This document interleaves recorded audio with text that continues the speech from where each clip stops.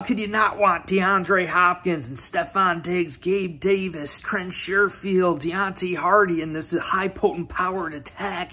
You know, how could you not want DeAndre Hopkins in that mix? But there are some concerns that the Buffalo Bills should be considering here, and one of which is his high cost. Knowing that Josh Allen's salary is going up over the years, Beane specifically stating that we're not only having cap issues this year, but next year. So we have to keep that all in mind. But DeAndre Hopkins, I mean, absolute beast of a freaking player. The miracle touchdown against the Bills, right?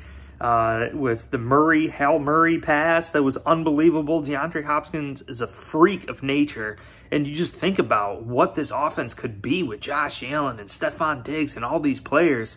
Well, welcome here to my channel, Bills News Consolidated. Is it realistic that Brandon Beane is going to be trading for DeAndre Hopkins? And I've been always saying this. Brandon Beane refuses to trade for a player with only 1 year left on his contract. Well, DeAndre Hopkins has a couple years left on his contract. I think he would definitely be happy with a quarterback like Josh Allen. But some other things to keep in mind here with DeAndre Hopkins in this trade. You know, the Buffalo Bills would ultimately have to give up certain players for an older, a little bit aging DeAndre Hopkins, although how good DeAndre Hopkins actually is. And I think Brandon Beane is just always doing his due diligence on each and every single player. Whether it's Odell Beckham or DeAndre Hopkins, Brandon Beane is always making that call. He's always in contact with other GMs, seeking value. And maybe he's not even interested in bringing that player in, or he's just trying to seek the value of that player and for comparables too in the future when another player comes up.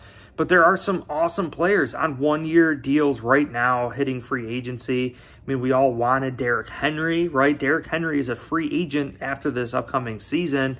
There are some things to keep in mind. So will the Buffalo Bills splurge on DeAndre Hopkins, have to rework the salary cap again?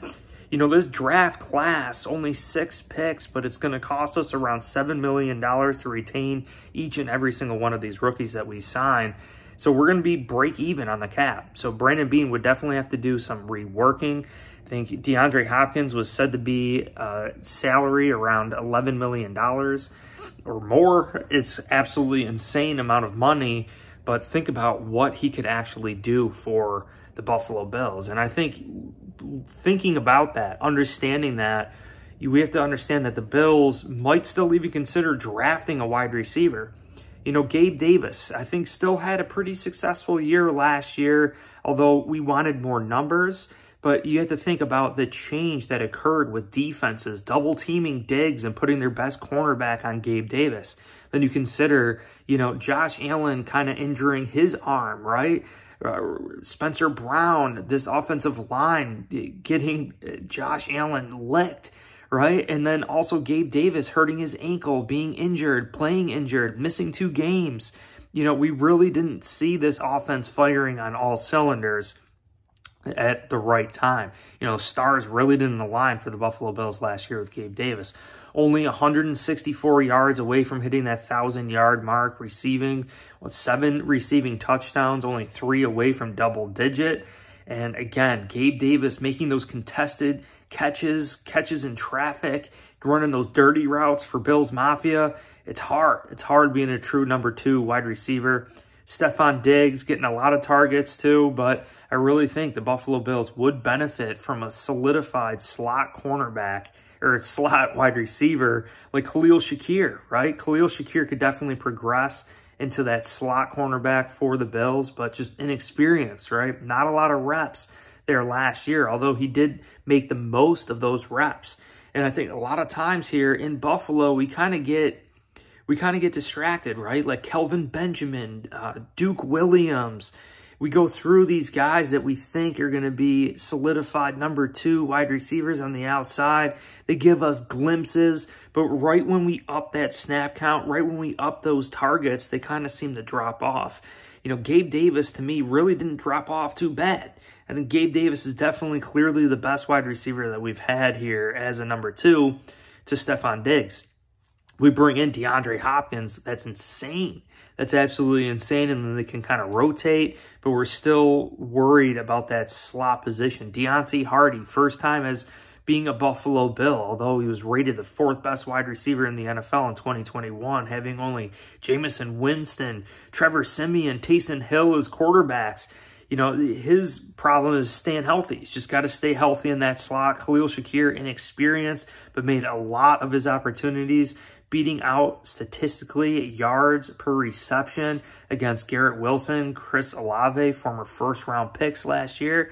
So there is some hype, but do not discount Bills drafting another wide receiver in this year's NFL draft. Been saying it, Jackson Smith-Njigba, even at 27th overall, if he's there, makes a ton of sense. Even Tank Dell, Nathaniel Tank Dell is another favorite of mine going against the defensive rookie of the year last year, the New York Jets, Sauce Gardner, cornerback. Tank Dell went against him twice in college and did awfully well. His last matchup, he had 9 receptions, 150-plus yards, and a touchdown. So Tank Dell, same size as Deontay Hardy, right? But a 4-year contract, if we draft him, much cheaper. Deontay Hardy, you know, we don't know. We don't really know what's going to happen there with Deontay Hardy. He showed that he's got an extreme ability to be a top wide receiver in this league and a better option than Isaiah McKenzie. Statistically, he's proved that he can be better than what Isaiah McKenzie has ever done statistically. So that's huge. Trent Sherfield has not matched what Gabe Davis has done statistically. Gabe Davis has had better statistics, has had a better season than Trent Sherfield ever has, but Trent Sherfield offering a little more experience in the NFL, right? Working around a lot of different skill sets and prototypes, going back to Larry Fitzgerald, Deebo Samuel, Brandon Ayuk, so with Kyle Shanahan, different schemes, right? Different players and just seeing how things operate. And I think Ken Dorsey has a huge ability here with these running backs.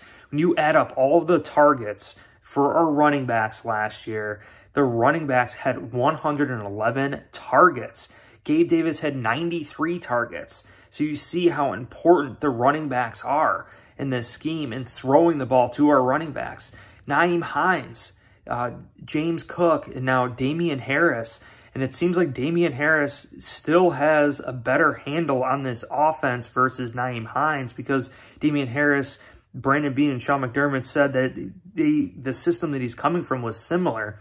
Brian Daboll coming from the Patriots, right? Spending 10-plus years with Bill Belichick as the tight end coach and working in that offense. So there is a strong translation here for Damian Harris to this offense. Nyheim Hines, James Cook. We're going to see what happens there. And Damian Harris, man, he looks big. Check out pictures of him. His arms look jacked up. He's definitely here to be that physical style runner for Bills Mafia. Well, if you guys enjoyed this, I'd really, again, appreciate it. Hit like, subscribe. Check you guys soon. Go Bills. Peace.